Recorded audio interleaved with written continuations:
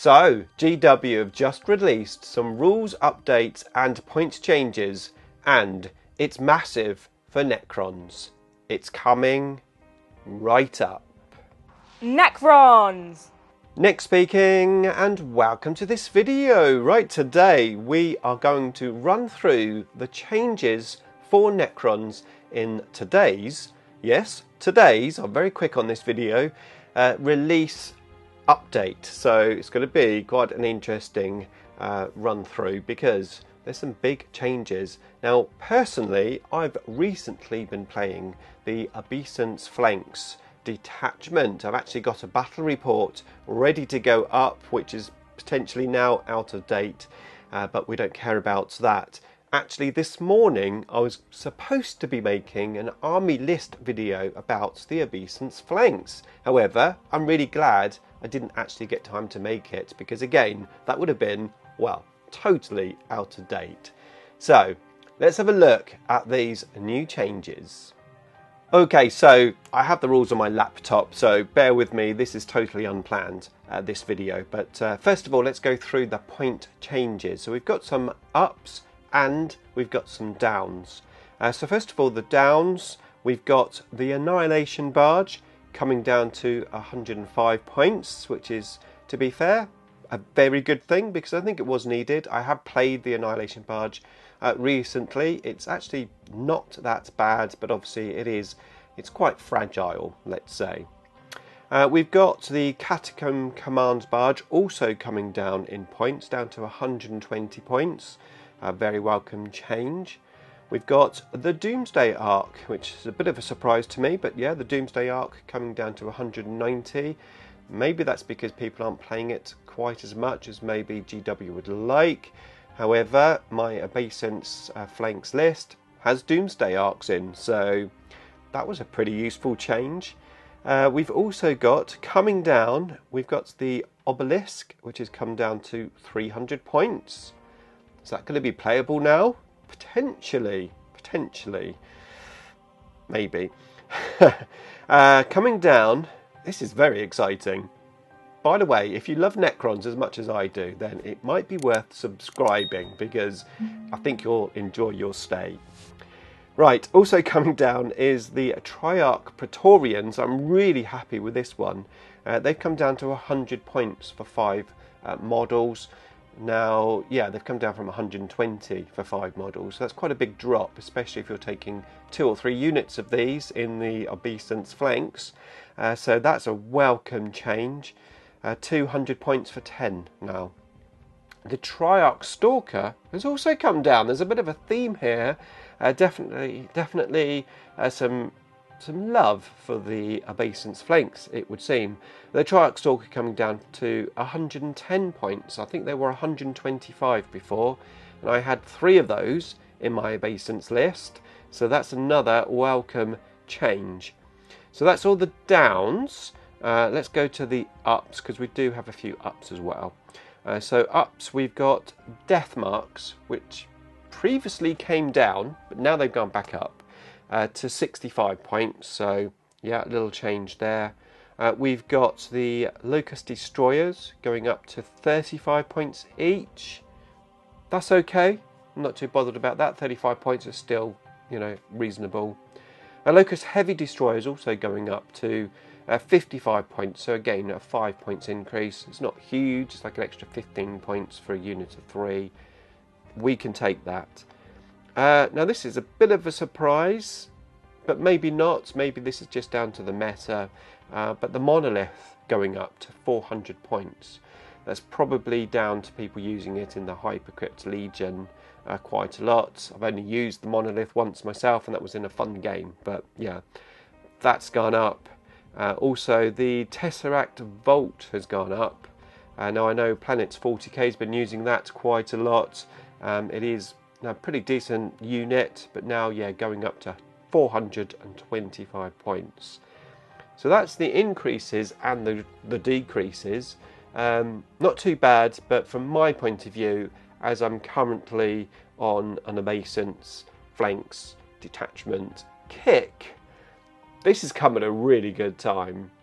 I know a lot of people have not really liked the obeisance flanks, and I do understand why. However, I think it had a lot of potential. I say had before these changes, because now it's got a lot more potential, but before the changes, I think it still had a lot of potential. It did have some issues, those issues being Imitek the Stormlord wasn't an Overlord miniature, the Command Barge wasn't an Overlord miniature, and the Silent King wasn't a Triarch miniature, or, you know, have the key words.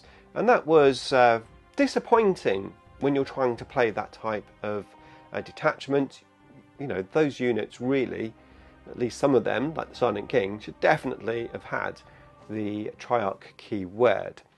However, I think the actual detachment does have quite a bit of synergy within the units, and I like the fact that that particular detachment sort of forces me to play things like Triarch Praetorians and Lich Guard and the Triarch Stalker, fun units which I wouldn't necessarily play in other detachments but work well in the Obeisance Flanks detachment.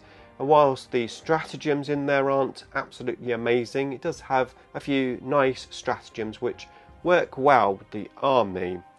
Overall, I think the Obeisance Flanks was very underrated for what it did. It was a bit of an elite army. The units which you sort of almost were forced to use were quite expensive. In points, however, now we've got a lot of point changes, so yeah, that's going to be really useful. However, what about the rules change? Okay, so let's have a look at the update and errata, and the first one is for page 80, which is the Obeisance Flanks. It's for the detachment rule, the Worthies Foes rule, where in your command phase you would select one enemy unit, and then any Overlord, Triarch or Lich Guard unit that attacked that unit could add 1 to the wound roll. It was very useful, but there were certain units like Imitek the Stormlords that obviously couldn't benefit from this, and that was a shame because Imitek the Stormlord works really well in this detachment, obviously giving us those extra CPs, which works well with sort of the Overlords. Mine will be done sort of special rule, so yeah, it's a big shame. But they've changed it now, so it is no longer Overlords, Lich Guard and Triarch. It is noble units, Lich Guard and Triarch units that can benefit from this. And Imitek the Stormlord is a noble. So is Trazyn the Infinite, who wasn't an Overlord. And as far as I can see, that's all. So you've got Trazyn and Imitek the Stormlord, which can now benefit from the detachment special rule when it previously couldn't. And that's really nice. However, it doesn't stop there, because the next change is to the Silent King. Keywords. Basically, it's had the Triarch keyword added to its profile, so it can now benefit from the special rule. Exactly how it should be. I mean, look at the detachment picture, for God's sake. It's got the Silent King in it. He's supposed to have the keyword. It's taken GW all this time to change it. However, at least they've changed it. Now the other change is to the Plasmancer's ability, the Living Lightning, where they've added the words excluding units with lone operative ability that's not part of an attached unit and are not within 12 inches of a model. And what else have we got? Then we've just got some FAQs. When using the Protocol of the Undying Legion stratagem, are any other rules that are applicable, like applicable to reanimation protocols applied, like Necron Warriors, we are Legion ability? And it says yes, they are applicable. If I am using the Canoptic Court detachment, if there are no objective markers within no man's land or within my opponent's deployment zone, can those areas be within the army's power matrix? And of course the answer is no, because you've got to have control of those objectives. And that's it for the FAQ and rules updates.